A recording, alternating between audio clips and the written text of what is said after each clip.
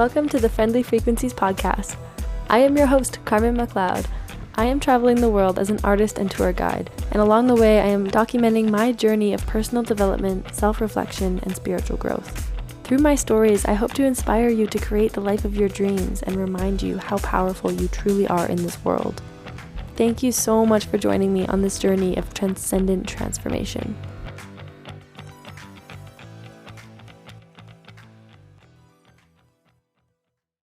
Hey everyone! This is a really special interview you're about to listen to. This is a friend of mine, Kelsey, who is just one of the most powerful women I have ever known. And I haven't even met her in person. I've just known her online. I met her in the Next Level Leadership training that I did a few months ago. And so I've only known her a few months, maybe about 5 months now. And yeah, she's incredible. And every time we talk, we get into so many juicy conversations that light up both of our souls and inspire each other to keep pursuing our dreams. And I think it's really great for you guys to hear this from Kelsey's perspective. It's very, she's got a similar story to me, but in her own complete, unique way.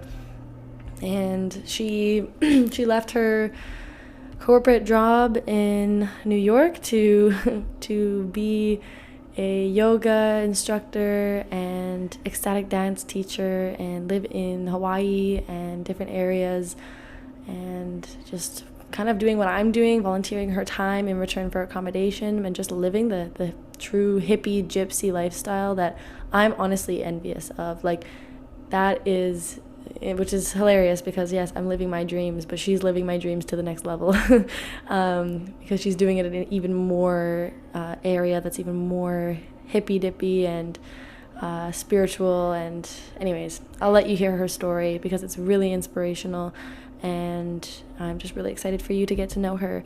And I've had the pleasure to get to know her this whole time, and I'm just really grateful for that. So get ready to be inspired. She's a really inspiring, empowering woman, and I'm ready for you to hear her. So let's get on with it. Welcome to the Friendly Frequencies podcast. And today we have a really special guest. It's Kelsey, Kelsey Poli. She was in I'm pronouncing your name right, Kelsey, your last name? Yeah, you got I it. said it out loud. This is one of the most powerful women I've ever met, and we've never actually met in person. But we've just developed this crazy, beautiful, spiritual bond of just divine, feminine energy, and I love it. And, for those of you who know me, I don't really, have this with so many women. It's not as common. And so it's very special to me. And her and I have been talking sending voice memos back and forth ever since we met, and it's just been love. It's just been love at first sight. So I'm really thankful to have you here, Kelsey. We met in the Next Level Leadership training, which I've talked plenty about. But yeah, Kelsey, do you want to introduce yourself?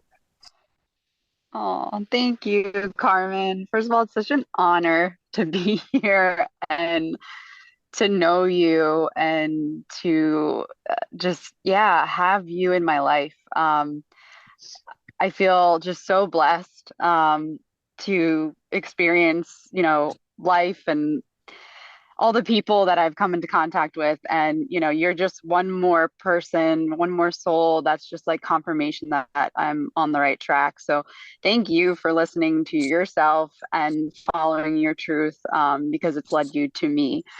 And so I guess to start, actually, I love to always just kind of ground down and get into the same vibration, frequency, wavelength with who I'm connecting with. And I like to do that by taking a deep breath and then sighing it out. So for those of you who are listening at home, you can do this with us too. So let's just take a deep inhale through the nose, fill up the body, circulate the energy, and exhale, let it go out the mouth. Let it go with the sound. That feels good.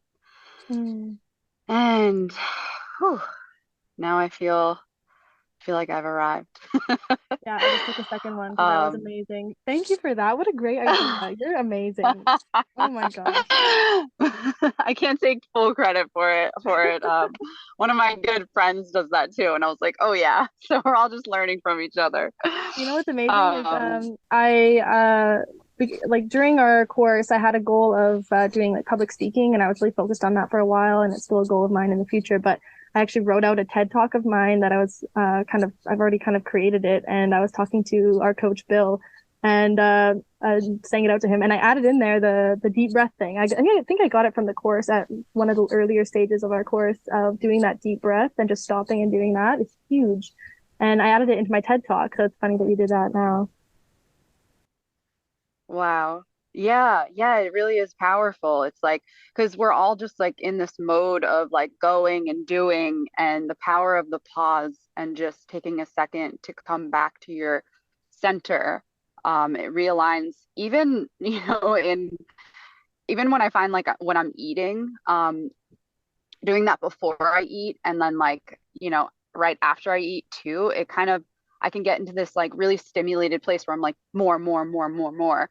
And I see that everywhere in my life. And it's like just taking that deep breath and coming back to yourself can be like, I'm not actually hungry. I'm just really stimulated and my body's like craving something, some more stimulation. And by just taking that deep breath, it kind of brings me back to like peace in my center, where I'm like, okay, I'm content. I don't really need to overeat. Mm. Another similarity, because that's like my one addiction that I kind of like. I feel like everyone's always addicted to something, and the food has been mine for sure, like in this stage of my life. So it's funny Mm, that we have that similarity as well, amongst many, many other things. mm, I love that you mentioned that I'm in a place where I've attracted you into my life and vice versa. You've attracted me into yours. And I feel like we have ever, like you're literally me in 10 years or however much older than you are. It's like, mm, but we're so, mm, but I feel like we're in such a similar place. We've done very similar things. We have really both interesting stories to share. And I just feel like there's this divine energy that comes out when we have conversations that it's just, it's very unlike something that you often get. So I genuinely do believe I attracted you into my life as well, and that we've kind of been talking about how we've attracted other people into our lives and how we've been experiencing those relationships, and it's been really divine in nature. So why don't you tell us about your story mhm. and how you've come to be where you are right now? Anything that's important. Ooh, all right. Yeah, that's a beautiful question. Thank you. So I I guess it all started back, no. Um, I felt like when I was young, I was always really connected to nature, um, and the animal kingdom. And I felt this like very strong calling within my being to always be, surrounded by animals and like playing out in the woods, even, I grew up in suburbia and I lived in a house where it like had, woods for like ten feet of woods in between the next house. And I always found myself in that section, always playing just like by myself, creating and, um, just playing. And as I went through life, this was always strong within me. But then, you kind of, as you get older, you stop at a point, you start to, it's easier to not listen to yourself as you start to get older and listen to other people. And society is a huge influence, for everyone, obviously, because there's norms for a reason and we all want to fit in. And especially, within our family, that's a really powerful force. So, my family, and my parents were very much like, you go to college, you get a job, and you make money, and you support yourself, and you work in that job, and you stay in that job for a very long time until you retire and you have enough money to then live freely. And there was something always within me that was just like, this isn't me. This doesn't feel aligned, but I disregarded that because I didn't know any other ways. I didn't know any other possibilities. That was the way that was shown to me. So that's the way that I started going. I went to college. Um, and even in college, I was like, I originally went as like a pre-vet major because, I just felt like, hey, I really love animals, and here's a way to like, uh, prove, like please my parents and make money, but also, you know, like help animals. And Mhm. I quickly learned like that was just not for me, and I found myself just so lost and like just never knew what who am I? Like where do I fit into this puzzle piece within society? And how do I serve the world? I don't like what are my gifts? Like why am I here? That was always such a strong thing within me. It was like, what is my purpose here? Like why am I here? And as I moved through life, I found myself that came up so often, and it would be so strong, but then I would fall back quickly into like I need to have a job that has income and support myself. So yeah, I found myself coming out of college, and after bouncing around in a couple made different majors, coming out of college and being like, I don't want to use any of these majors. I'm not sure what direction to take still. Um, and I think this was like I remember this being a big pivotal moment in my life. I started listening to myself again, and I was like, you know what? I Africa has always been calling me, and I was like, I really want to go. Jane Goodall's always been my role model, so I was like, I want to go get this internship with Jane Goodall Institute and like go to Tanzania and learn from this amazing organization and be involved. And I did. In terms of like I applied, I got the internship, and I remember running downstairs like so excited to my dad, and I was like, guess what? So lit up. And I was like, I got this internship and this and that. And his immediate reaction was like, um, okay, so you're doing an internship, but you're not getting paid for it.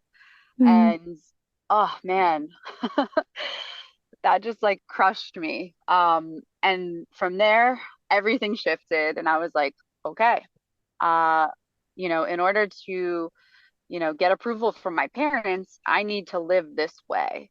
And that way was going to New York City, getting a job in finance, um, getting married, which I'd never really felt in my being was for me.